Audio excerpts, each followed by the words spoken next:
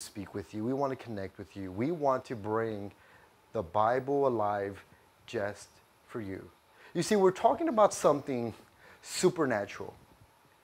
See, a lot of times when we think of supernatural, we think of like powers and superheroes and miracles and someone getting cured of cancer and someone rising from a wheelchair and walking for the first time in their life. But you know what else is supernatural? The work, the healing work that God does to our brokenness, to our depression. Unless you have gone through this stuff, you don't know how real it is. Unless you've gone through depression, unless you've gone through anxiety, unless you've gone through hardcore loneliness, you can't relate to how a God that can heal those things is really a miraculous thing. We're talking about the healing and restoration of those dead places in our life. There are two ways that we can find healing. There's the human way. There's our own way where we can try to heal ourselves. And it's so funny because you go through like Barnes and Noble, or you watch on the media where someone went to some kind of rehab, or there's books on self-healing and self-improvement, and there's medication all over the place. It's coming out of the wazoo. People are turning to drugs. People are turning to all kinds of things to find healing. You see, but the thing, when you find healing in those things, you become dependent on those things. And all those things are man-made. And all those things are dependent upon something or someone. I have often seen that people who are going through lonely times, all they want is a relationship. All they want is a boyfriend, a girlfriend. They want to get married, maybe I have kids. And I have seen that even when they have found that, that did not repair it. You see, when we take control of our own stuff, it's patchy, it's taped, it's glued, and it just leads to more bondage, dependence more on those things. But there is hope. See, because God's way is lasting. God's way is eternal. God's way is concrete. It's solid. And it leads to freedom. It leads to something more. You see, you don't feel bound. I don't care what you think. I don't care where you're watching from. If you're watching from Iran or if you're watching from the Bible Belts, serving God, serving the living God, serving Jesus, the true God, leads to freedom. There's no steps and do's and don'ts, and there's no do this and do that or God will hate you. No, God's way, the Bible says that it's His kindness, that it's His love, His freedom, His thoughts of you that leads humanity to repentance. That leads us to saying, you know what, God, I want to know you. I want to get right with you. And then God turns things around. God repairs those places in our life. And they don't just affect you. They affect everyone around you. God can heal you and bless you so much that even your kids, your grandkids, even when you're dead, people are still feeling the blessings of what God did in your life. That's the God that we serve. And that's why we are talking about Ruth. We're talking about Ruth. This 4-chapter book, this small, little, jam-packed book in the Bible, it's only got 4 chapters. You could read it in 30 minutes. Before you go to bed tonight, you know, once it's quiet, you've gone through a whole routine, you go to bed, you bust out your Bible app, you go to Ruth. I recommend living it from the New Living Translation or NIV or ESV, something easy.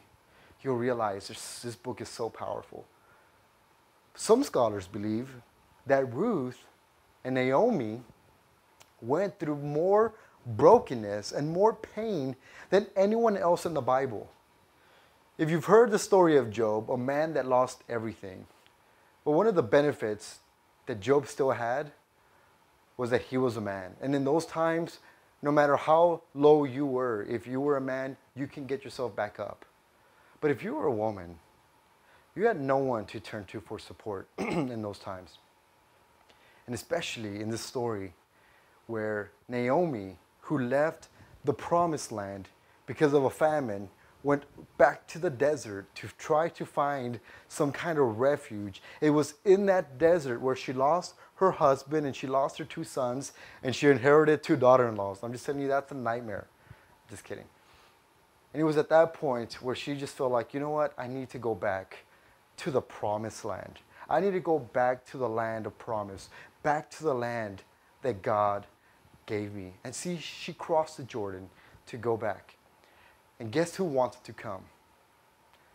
Her 2 daughter-in-laws. They saw something. Listen, these girls, these women, all they had ever known was their culture. They had not been delivered out of Israel. They were not of Israelites. They were not of those people. These were Moabite women.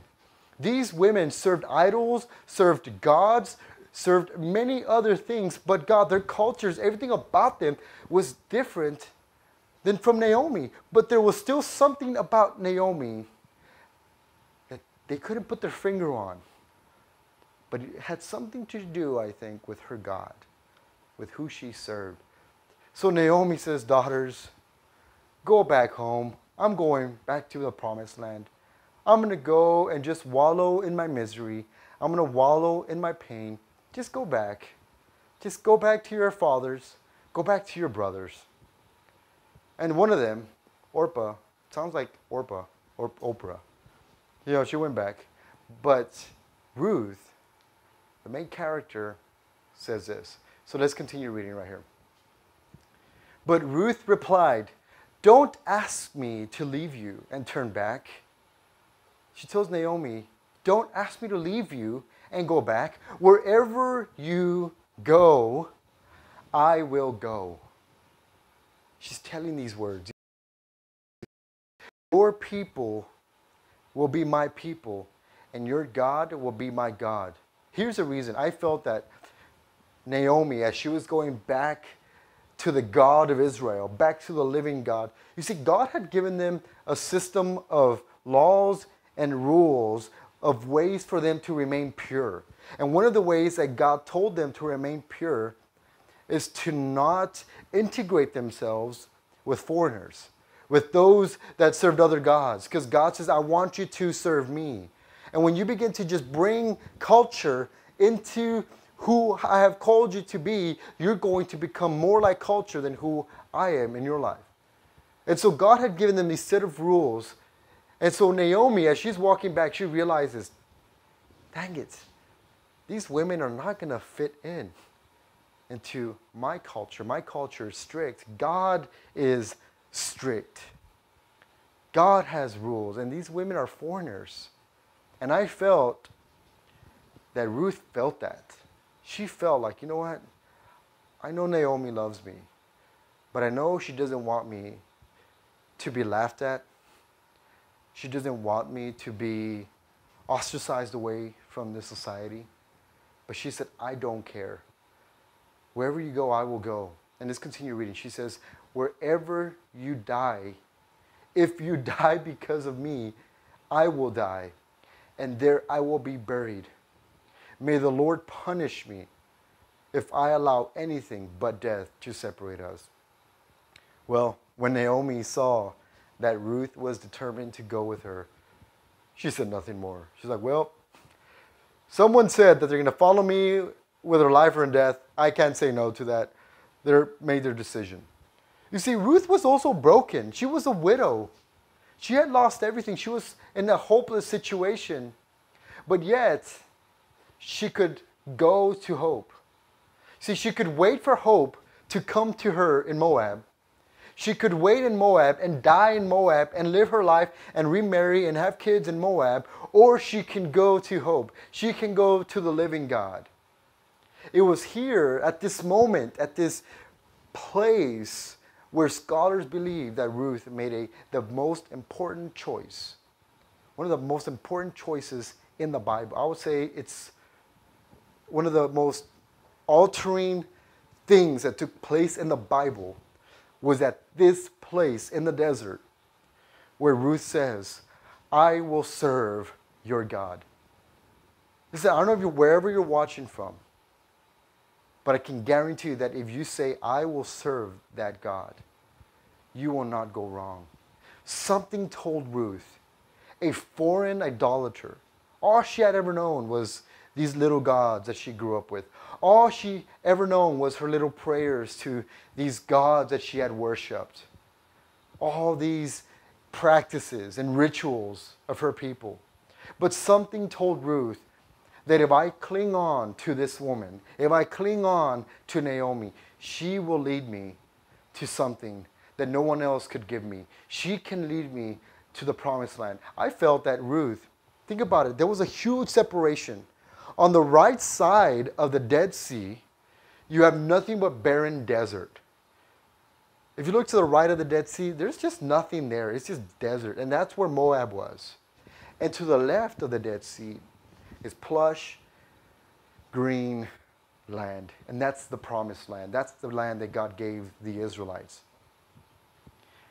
And Ruth, all she had ever known was the hot wind, the sand in her eyes, the dust all over her appliances, all over her furniture. All she had ever known was just this land that she had grown up in. And she had heard, I'm sure, that God's reputation went all over the world at the way that God had been with these people. How God mightily delivered these people out of Egypt. How God brought these people through the Jordan and brought down the walls of Jericho. The mighty miracles that God did to these people. And how God was blessing his people in Israel. And everyone had heard whispers of this God. And Ruth said, I want to go meet this God. I want to follow this God. The God of promise. The God of grace. The God of love. The God of protection. The God of hope. And so she went with Naomi. She had more faith in a foreign God. In God, Yahweh, that was the name of the God. Or all her gods that she had grown up in. See, wherever you're watching from, you could stay with all these gods that you serve. Or you can stay bound by the fear that your parents or your family have placed upon you about serving this God. Or you can choose to serve the living God, the God of hope, the God of promise. You see, Jesus doesn't need to convert with the sword. Christians don't need to convert through fear. When we can let people know about the grace and the love of God that is extended to you. That God can give you a promised land even though it wasn't even promised to you. You can wait for hope. If you're in a broken situation, if you lost someone that you love, if you're going through a hardship, you can wait for hope to come to you. This is the most powerful part of what I'm saying today. You can wait for hope, or like Ruth, you can go to hope. If you're close to God, get closer to God. If you're in the desert, cross the desert and go to the promised land. If you're far from God, turn closer and move closer to God. You might have to cross some deserts along the way. You might have to cross some rivers. You might have to let some people know that you are serving a different God, that you're serving the God, the living God. And people will laugh at you, but can I tell you, the reward of the promise is greater than the embarrassment, greater than the sacrifice that you made. When I chose to serve God years ago, it's so funny. I thought, I don't want to serve God. I don't want to give my life to God. Because if I do, I'm going to have to get rid of my friends and the cars and the popularity and the girls and my lifestyle. Little did I know that the sacrifice that I was sacrificing to serve God would far outweigh everything that I thought I was clinging onto. It was like no comparison of the things that God did in my life that first year than years of me running away from God. You see, the promised land wasn't even promised to Ruth. It was promised to God's people, the Israelites, the Hebrews who were brought out of Egypt. Yet Ruth knew that she could inherit it, knew that she could become fully immersed in the promised land. You see, you may feel, and we fully don't deserve the grace and the love of God. But yet, if you are away from God, if you're not serving God, if you come closer to God, you will become fully embraced by God. Even though we don't deserve it, God will embrace you, and God will give you a new life, and God will give you the things that you thought you wasted. See, Ruth had been in the desert all along, but little did she know that across the Dead Sea, there was life. Sometimes you have to cross the dead things in your life to get to life. Sometimes you have to let go of the things that are weighing you down. Sometimes you got to let go of those habits. Sometimes you got to let go of the dead things, cross over them to the new things, to the life, to the promised land, to the things that God has for you. You got to let go of the dead things. You got to cross the Dead Sea to get to the promised land. Sometimes you just got to do it. You got to move. You got to leave the old behind. Let's continue reading what happens in this story. So once Ruth and Naomi get to Bethlehem, people recognize Naomi. And Naomi's like, oh, I am nothing. I'm a widow. I don't deserve anything. She probably got a corner somewhere, a little shack somewhere with Ruth, and she was just going to live there and beg. But it's funny because Ruth said, you know what? I'm here in the land of the living. I'm here in the land of the promise. I'm here in the land of God, and I am going to work it. I am going to do something in hopes that I will connect with this God of hope. So let's continue reading. This is where the story leads us. Now, there was a wealthy and influential man in Bethlehem named Boaz. If you haven't heard it just sounds, tough and strong. And there was a man named Boaz there in Bethlehem who happened to be a relative of Naomi's husband. So that kind of tells you that before Naomi left, she had some status. She had some wealth. Elimelech. One day, Ruth, the Moabite, so a couple of days went by. Here's what I imagine. Okay, I'm sorry if I kind of pause here, but I'm just going to give you a little glimpse of the picture. I'm sure they got there to Bethlehem. And she's like, okay, I'm just going to do whatever Naomi wants to do. And Naomi is there asking for support, asking for coins. And Ruth is there looking young, looking beautiful, so much energy in the land of the living. Just kind of like chilling, like, all right, we're here. And the Bible says right here that one day Ruth, the Moabite woman, said to Naomi, hey, let me go out. I know you want to stay here. I know you just want to be in church. I know you just want to be in the promised land, but I'm going to work it, okay? She said, let me go out into the harvest fields to pick up the stalks of grain left behind by anyone who is kind enough to let me do it. Naomi replied, all right, my little daughter, go ahead. She just thought like, oh, poor little Ruth. She wants to go and find some grain. It's not going to be enough. She's not going to find enough grain. Everyone's already taken all the grain. She's like, okay, just go and get it. So Ruth went out to gather grain. She's like, all right, I'm going to go gather some grain behind the harvesters. And as it happened, let me tell you, if you serve God, there's going to be a lot of as it happened moments.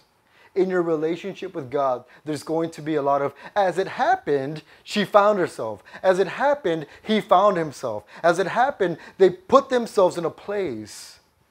You never know the happenings that can take place until you move and you start working the ground. You start living out your relationship with God.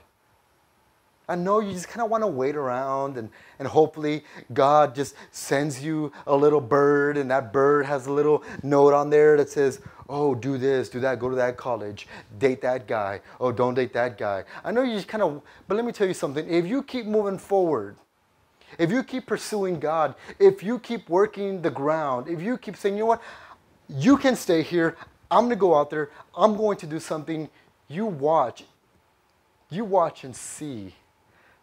As it happened, they were just going by in life, and little did they know. Let's continue reading what happened.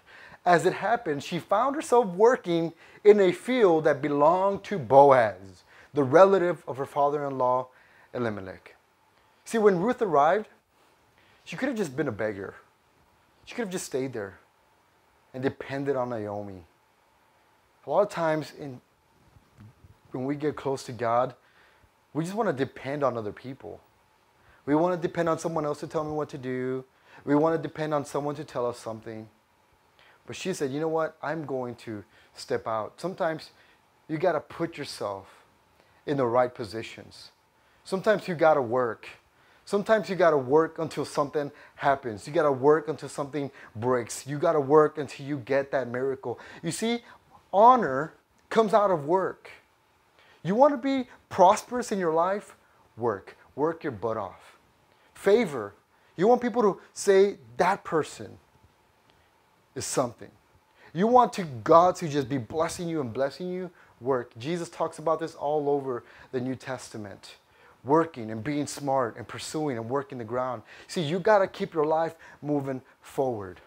I know we just want to sit around in our couch and blame God. I know we want to walk away from God and just say, oh God, you let me down.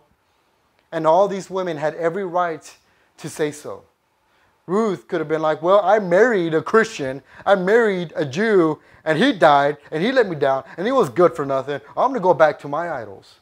But instead, she decided to say, okay, I'm going to go to serve this God. And I'm going to see what this God is all about. She did not give up. See, you never know the fields that you could be working on. You never know where the fields that you work on will lead you until you move forward. You never know where your hard work will take you. Who will notice? Who will see your hard work, your dedication, your faithfulness? It all comes down to the faithfulness that Ruth had. She could have just gone around there, but she said, you know what? I'm here in Bethlehem. I'm here in the promised land, but I have faith in this God. I have faith in the God that is over these people. I'm not just going to wallow here. I'm going to do something. And it was that moment when she said, I'm going to do something, that changed the Bible forever. You may think I'm joking. You may think I'm exaggerating here. Read it. It's changed the game.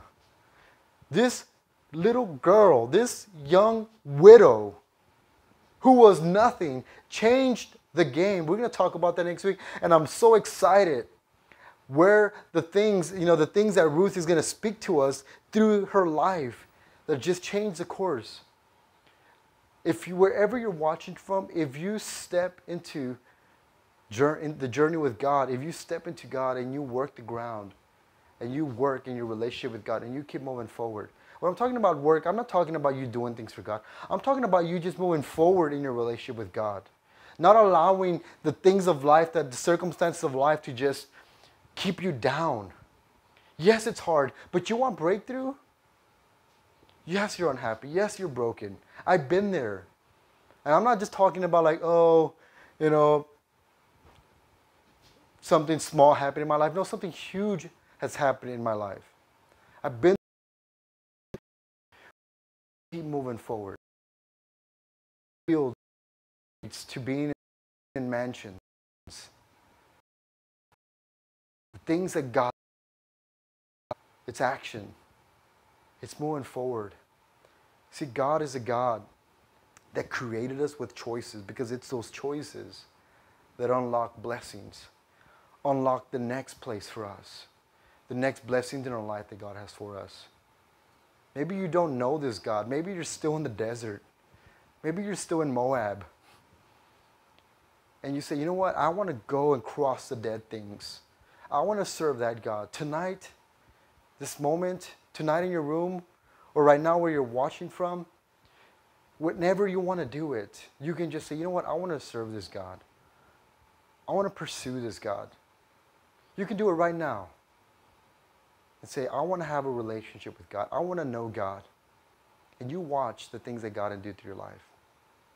God bless you.